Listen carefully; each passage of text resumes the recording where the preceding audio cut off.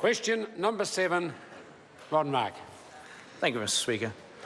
My question is to the Minister of Immigration, Mr. Speaker, and asks, has he had cause for concern about the effects of the current government's immigration policy, and if so, what are those concerns? Mr. Speaker. The Honourable Michael Woodhouse. Mr. Speaker, I'm constantly concerned to ensure that the very positive effects of the government's immigration policies are achieved, whether they are economic, social or humanitarian, and I'm very satisfied that they are. Supplementary. Supplementary question, Ron Mark.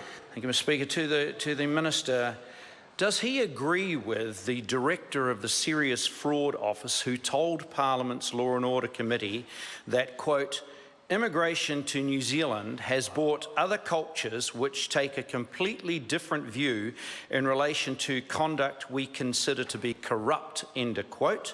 If not, why not? Speaker. The Honourable Michael Woodhouse. Well, Mr. Speaker, I respectfully disagree with most of what the SFO Director has said, but to the degree that there is an issue around that, the biggest factor that I see as Minister of Immigration is that many people who are recent arrivals into New Zealand need to be encouraged to understand that in this country the rule of law can be trusted, that authorities can be relied upon, and indeed to the extent that there may well be problems with migrant exploitation, this government passed the Immigration Amendment Bill last year to significantly increase the penalties, and including for those who themselves are recent migrants, they could be liable for deportation. Supplementary. Supplementary question, Ron Mark. Thank you, Mr. Speaker. To the Minister, why will he not accept what the Serious Fraud Officer Director is saying and move to stem the tide of immigration and advise his department to educate new arrivals in New Zealand that corrupt practices are not acceptable? Speaker.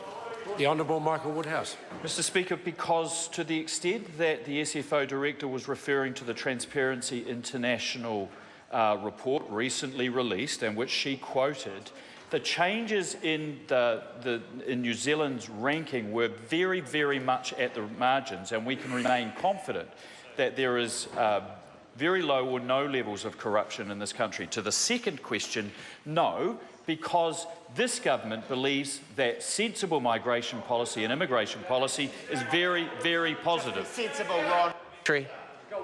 Supplementary. Supplementary question, Ron Mark. Thank you, Mr. Speaker. Then to the Minister.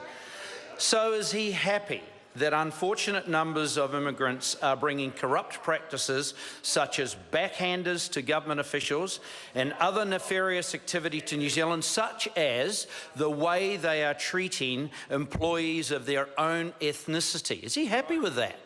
The Honourable Michael Woodhouse. Well, Mr. Speaker, I'm never happy, as any government official would be, when people break the law. But just as when I was Minister of Police, I wouldn't have been happy when New Zealanders broke the law or sped on the roads.